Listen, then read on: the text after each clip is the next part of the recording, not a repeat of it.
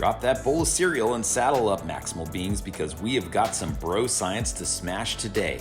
Heart-healthy grains and sugary cereals with an American Heart Association stamp of approval? Oh my. In part 1 of Heart Healthy Tips, we talked to Dr. Ankur Kalra about nutrition approaches in cardiovascular disease. And if you haven't done so already, go ahead and hit the subscribe button, leave us a comment so we can get the word out to the rest of you Maximal Beings out there. And now, on to the show.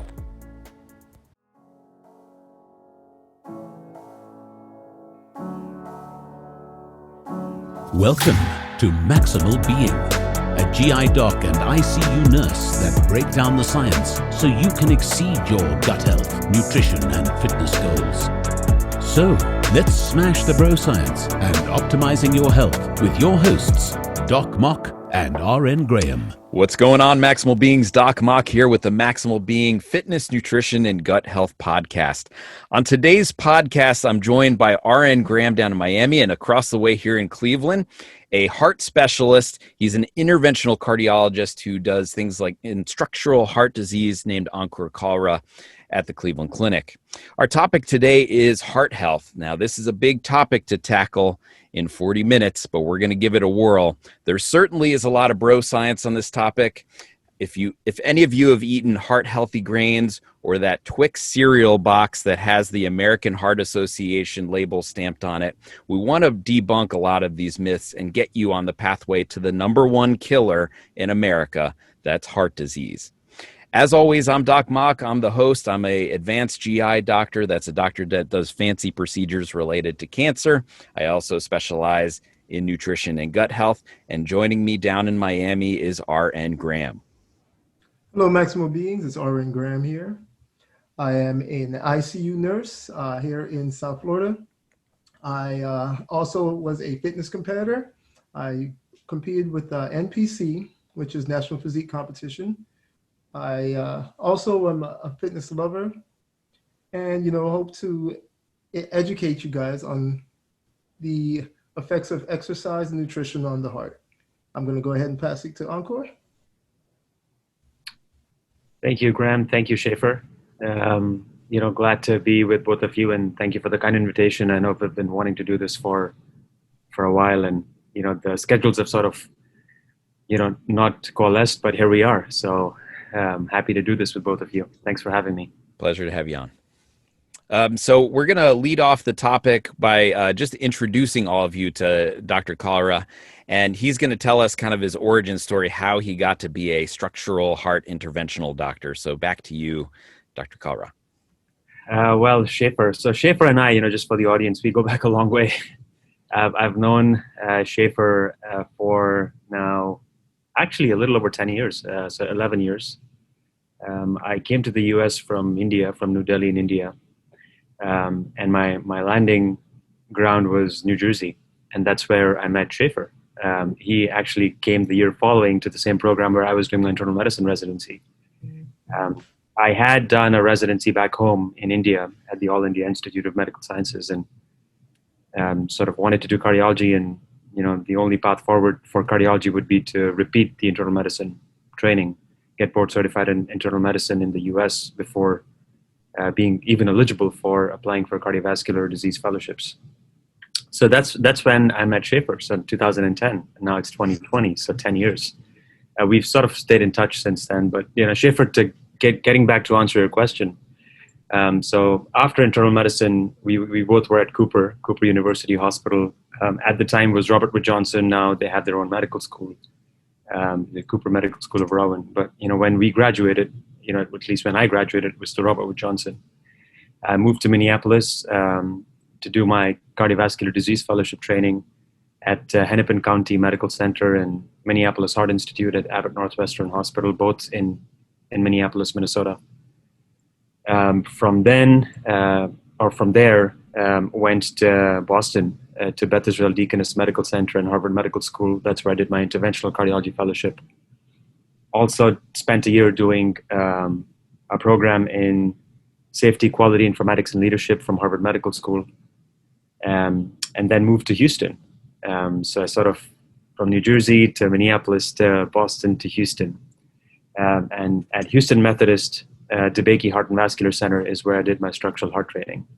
And that is to learn techniques to replacing valves using catheters and wires. So extremely minimally invasive. And then sort of came to Cleveland. My first job was where Schaefer is now at University Hospitals. And then about a year in, I had an opportunity with the Cleveland Clinic Health System. So I'm now with the Cleveland Clinic. So sort of that's been my sojourn in the US, and what I've been up to over the past a little over 10 years, 11 years, I would say. Yeah.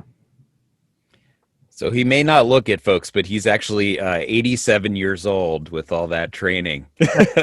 No, but seriously, I definitely admire your dedication, on the pathway forward. I think we're all in that same boat, that we've persevered through, years and years of training to get where we want to be, to bring you this wonderful content today. So leading off the topic, I think we'll talk about nutrition, which is kind of a big topic, but specifically, one of the main cardiovascular risk factors is high blood pressure. The impact of high blood pressure on your body, you can think of it, your body is trying to pump against a narrower tube. And often this tube is narrower either from constriction, meaning the blood vessels have narrowed due to contraction. It's more vasospastic, meaning it's more reactive to certain things that you may eat or things in your environment, or you may develop plaques within those arteries over time. Actually, if you look at some of the path reports of babies, you'll find early atherosclerotic plaques inside of babies, even before they start eating those heart healthy grains. And so no doubt all of us have some degree of plaques within our arteries, and our heart has to work harder to pump blood through the rest of our body to get oxygen to our tissues. And when that process gets more difficult, our blood pressures will rise, therefore leading to high blood pressure. So RN Graham, who are the people at highest risk for high blood pressure here in America? Well, in the United States of America, actually around the world, really, you have those that are stationary, those who don't exercise. You have those who smoke, which is a large group. You also have the African American community and other ethnic communities that are also at risk, but more so the African American community. Those who don't exercise, those with high cholesterol.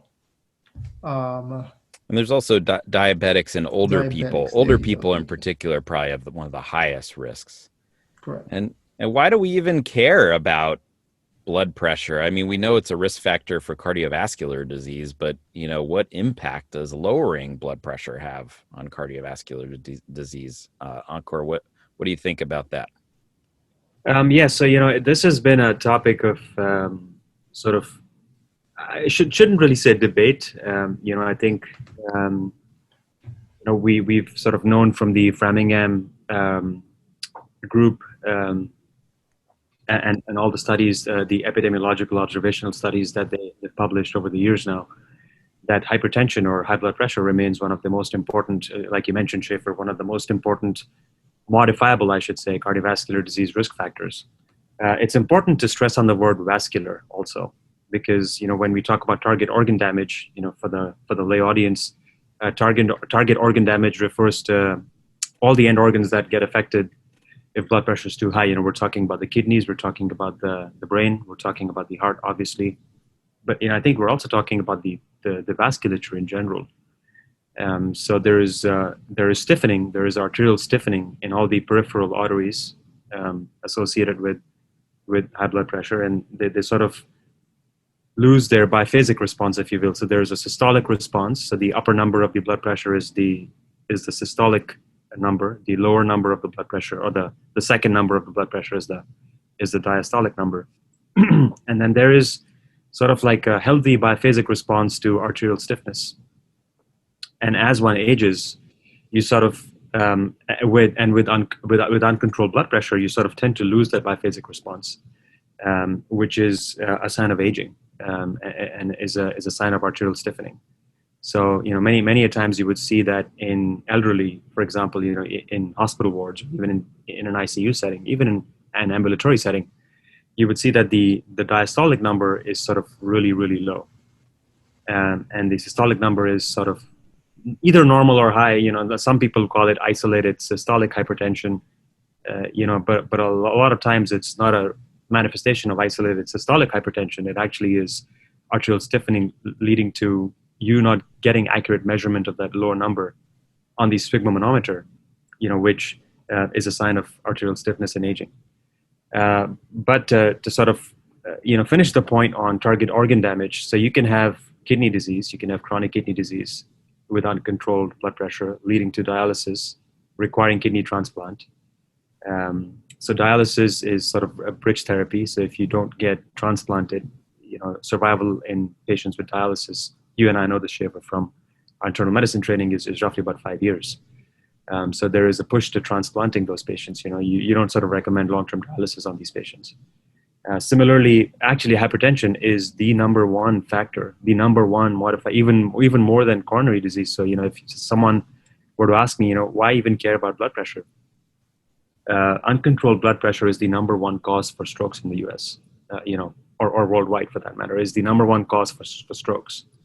So it's extremely important, more than heart disease, more than kidney disease. So it's extremely important to control blood pressure to prevent strokes. And, strokes, you and I know, are very disabling. They're disabling, they're quality of life limiting. There's also an economic impact. So it's extremely important to sort of mitigate that risk, for the general population. And then obviously, heart disease. So, heart disease comes in all rubric, with uncontrolled blood pressure. It could be, again, disease affecting the kidneys, which is then affecting the heart. Could be thickening of the heart muscle causing diastolic dysfunction, in terms of medical terms, and that can cause heart failure. So, people are sort of married to pumping function or ejection fraction, and that's a really important metric in cardiology, as you know, Schaefer. But 50% of our heart failure is actually not those people who have low EFs or low pumping function, is actually people with preserved ejection fraction or preserved pumping function. And that heart failure is a manifestation of heart muscle thickening or sort of diastolic dysfunction. There are other causes also, like amyloid and other restrictive forms of heart disease, but hypertension is one of the most common risk factors.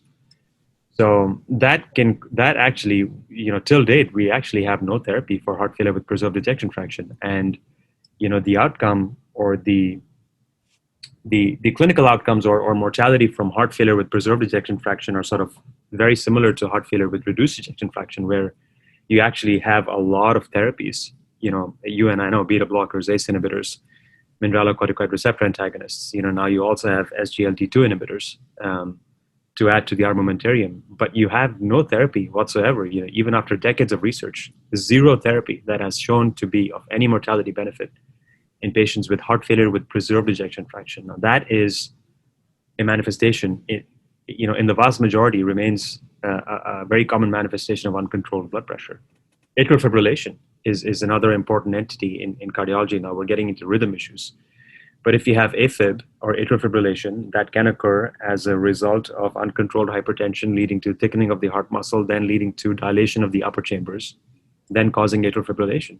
What I was saying was atrial fibrillation is an independent stroke risk because you can form clots in the upper chamber that can then migrate to the brain, causing a very disabling stroke. And then even for people on atrial fibrillation, are put on lifelong blood thinners, which come with their own sets of problems. So, I'm hoping that with what I've just said, I think is motivation enough for people to keep a close watch on their blood pressure. Yeah, and for the audience out there, for every 10 points that you're able to drop your blood pressure, you're able to mitigate your risk of stroke by about 27%. And that is significant when we're talking neurologic tissue. Also for heart failure, as Ankur was stating, 28% you can reduce your risk of heart failure by lowering your blood pressure 10 points. And for heart disease in general, about 17%. And that's from a study out of the Lancet from 2015. RN Graham, when we're talking blood pressure, my brain nutritionally just goes to one particular spot, and it's salt. Is that where your brain goes when we're talking about dietary things that we can do to improve our blood pressure? Well, so Salt, yes, but there are other factors involved.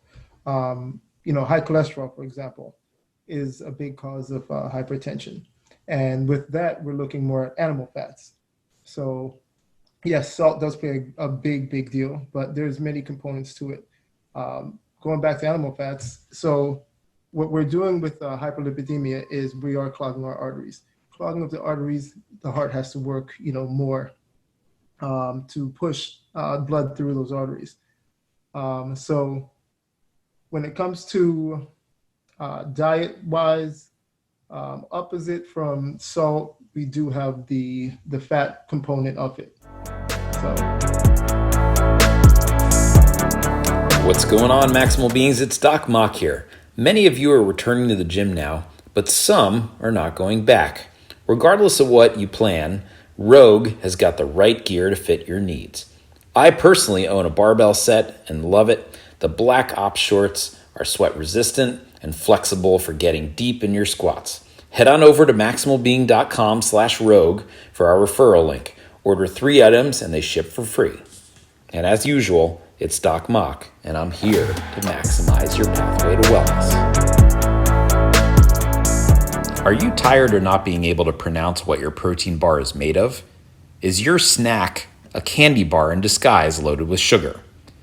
Well, I have a solution for you, Maximal Beings. RX bars are the no-nonsense, delicious option for on-the-go macro maximization. I love the pumpkin spice option available for a limited time only.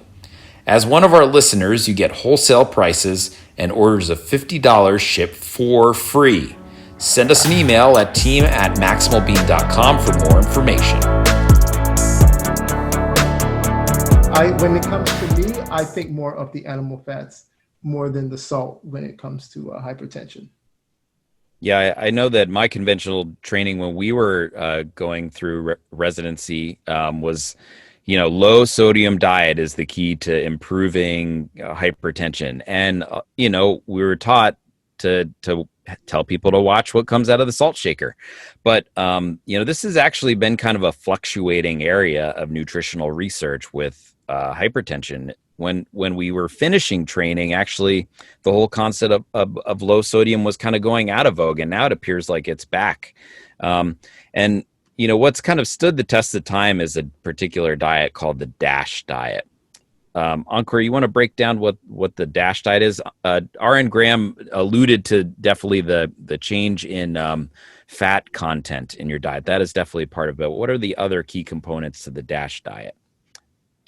Sure. So, I think the area of salt intake in nutritional research has sort of been like a yin and yang.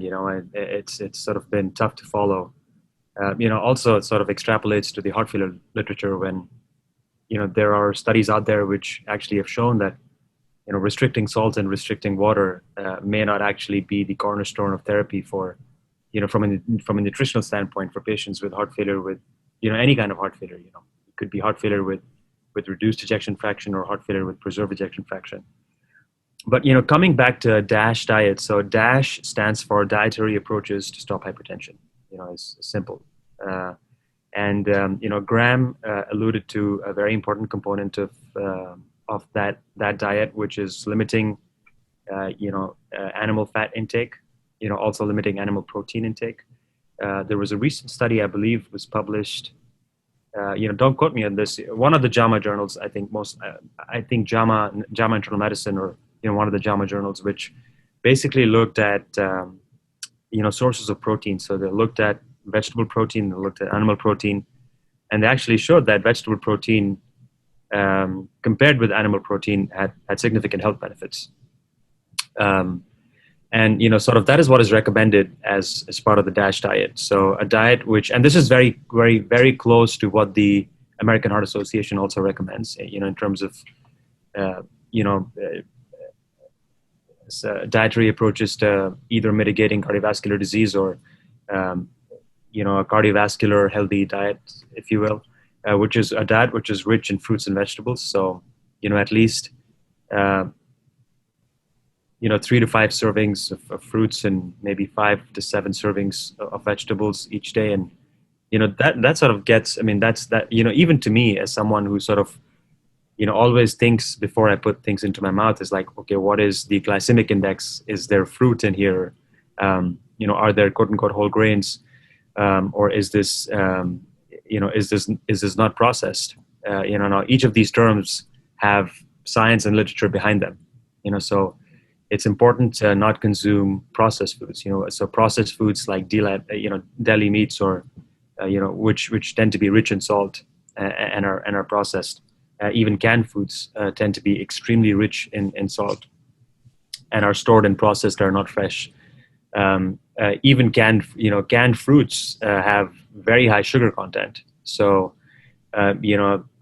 when you are out there grocery shopping, it's extremely important to read the labels. Labels are sort of mandated nowadays, and in every product that you pick from the shelf and from the grocery stores. And some of the key components to look on the labels are, how much sugar content is there in each of the foods, and what percentage is actually added sugar. So, because some of the fruits will have natural sugars, and that's fine.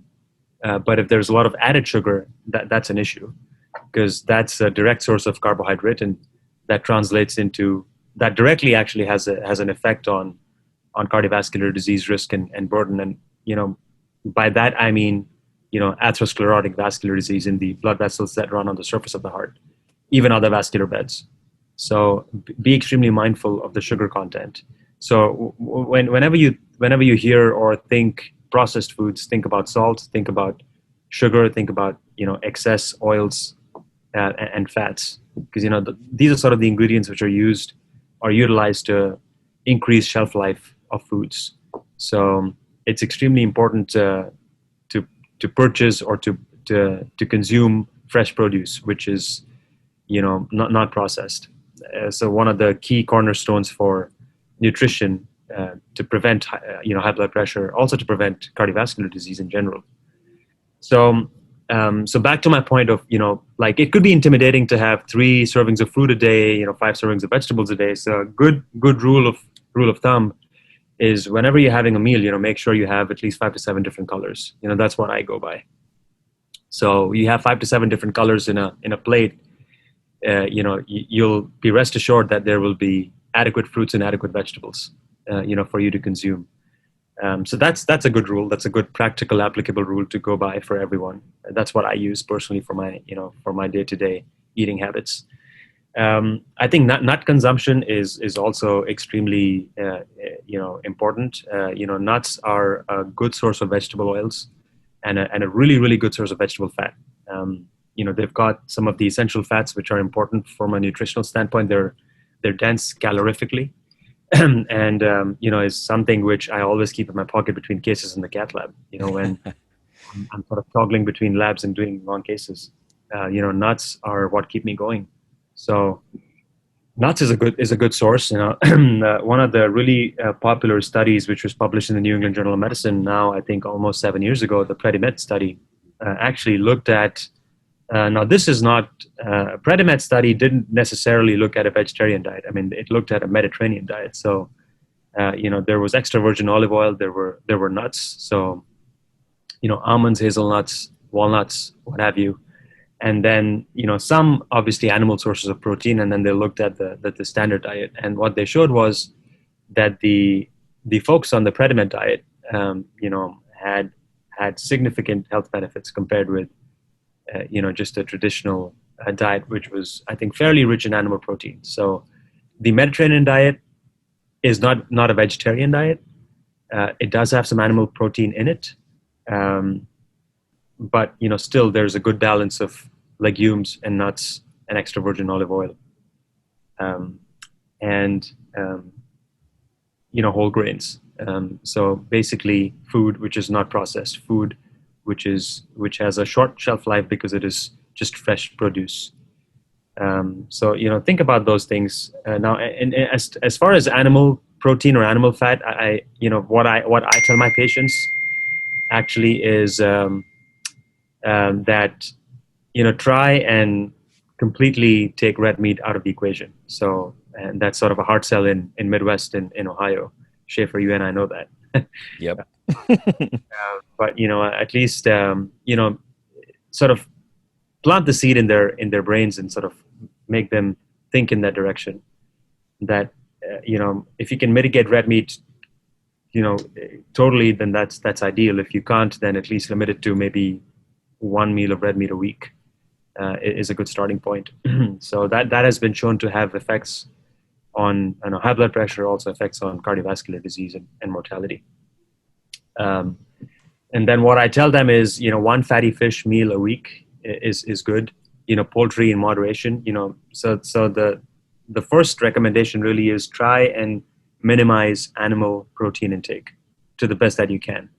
Now, if you can't, then go to, for example, fish. Now, some people are pescatarian. They don't even consider fish as non-vegetarian or animal source of protein, and that's fine. So fish is generally cardiovascularly healthy, and then you could also do, poultry or chicken, or turkey, if you will. Pork is the other white meat, as they call it, is not really classified as a red meat. But I would tend to tell patients to limit, for example, you get into pork and you sort of get into all the delicacies that are associated with pork, and almost all of them are deep fried. So that actually it sort of quadruples the cardiovascular risk, because not only it's animal protein, now it's deep fried. So it's like a double whammy. And you and I know, American diet is rich in that. It's very rich in that, particularly for breakfast. And that's what you get for breakfast. Yeah. And then and then the last thing that I want to touch upon, and we can talk about each of these elements separately, obviously, but the last thing that I want to touch upon is dairy. So dairy and eggs. So dairy and eggs have had, again, a yin and a yang, just like salt. But I think if you can limit dairy and eggs, I eat eggs, almost every day, but I just limit it to maybe one or two, whole eggs every day. And then I love dairy. I'm a dairy person, but I sort of would limit it. And, you're a GI person. You would tell me, Ankur, you're stupid. You don't know that as you age, you sort of lose the enzyme that digests milk. So you're gonna be lactose intolerant, and maybe I am. maybe that. You'll figure it out. Everybody in the room will figure it out. Yeah. Not subtle. I guess it's not subtle. Mm-hmm. Yeah. But what I was saying with dairy was that dairy, again, in moderation. I think it's, yogurt with active cultures is good for the gut. You probably know that more. You know more about it than I do. So, I usually go with at least a serving of yogurt a day, a glass of milk a day. So those typically are, good eating, healthy habits, for mitigating high blood pressure, mitigating cardiovascular disease. I know I touched upon a lot of dietary patterns and habits, but I'm going to take a pause here and let you and Graham ask questions, or maybe carry the conversation forward. So I have something to say regarding that. So you touched the base on the fact that, processed foods. A lot of people will go, they buy canned food. This is a regular, I'm not a canned food person. I didn't grow up a canned food person, but it is part of the American culture to go to the store, grab some canned foods and, have them stocked up so that you can just pop open that can, pour it in the pot, warm it up real quick, and you're good to go. But that can of soup is, 800 milligrams of sodium in itself. Mm-hmm. Those can of beans is another 800 milligrams. And with the DASH diet, I believe it's 1,600 or somewhere around that, the amount of sodium you can have in a day. Yeah. So can you give us some options on what to do regarding that? Like, what are options for the average person that's going to go get that can? What would you recommend? Would you recommend just, is it better to go and get corn and freeze it, or make your own soups? What do you recommend, and how do you help people keep that sodium level down but still have the ease of making those quick meals?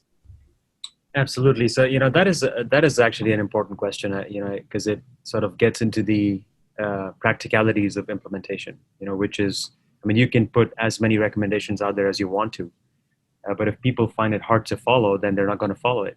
End of discussion. So thank you for bringing that up. I think it's extremely important um, to sort of be mindful of the ingredients and what is it in that can that you really want to consume. I know I don't do a lot of canned soups at all. Whenever we want to have a soup is something we cook fresh at our home. So like you said, you can get frozen vegetables. So you can get frozen vegetables and store them. Whether it's corn or whether it's peas or whether it's carrots, celery, what have you, and then sort of make your soup at home. With these frozen veggies, you can add chicken, but make soup at home. I think if you can dial it down to looking at what ingredients do you really want in your soup and sort of getting them either fresh produce or even frozen. Some people can't buy fresh produce, and I respect that limitation. But getting frozen food, frozen raw vegetables, and then storing them in the refrigerator, and then when it's time, just a good thaw and just cooking the meal at home is a lot more healthy, is a lot more cardiovascularly friendly compared with walking to a grocery store and getting yourself a can. I have a question for you, Schaefer. So with the DASH diet, we did talk about the limitation of sodium in that diet. But are there other things that we should be taking since we're limiting that sodium? Is there things that we need to be doing to make sure that it doesn't mess with us in other ways? Because I know that the intake of salt is important because it's a very important electrolyte. And with limitations in this, it will toss off some of the other electrolytes in the body. So is there things that we need to monitor when it comes to this? Yeah, I mean, I think it depends on your goals, right? If you do have a volume overload state like cirrhosis and you retain water on your belly, or congestive heart failure, and your sodium intake and tracking numbers really is important. Also tracking your weight. A lot of our vacillations in our weight from day to day are not due to actual loss of fat. They are due to loss and changes in our electrolyte balance. You may have eaten more salt or gone out to dinner and noticed that you weigh 5 pounds more the next day. It's not that you gained fat. It's really that probably the salt meal, and you probably will lose that if you have a low salt or a normal salt meal the following day. Glycogen is also part of that, as we've discussed previously. I would say, as sodium has vacillated so much in the literature over the past few years, that probably the other components of the diet are more important, despite the fact that sodium has kind of come and gone and was so ingrained in us as trainees.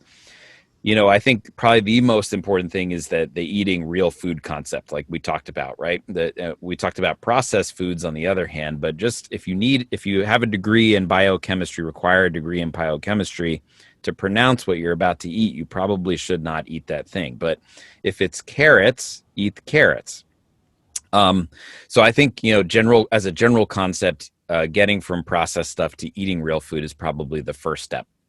And then increasing the amount of produce that you have, the amount of vegetables that you have. I think that that's probably most important.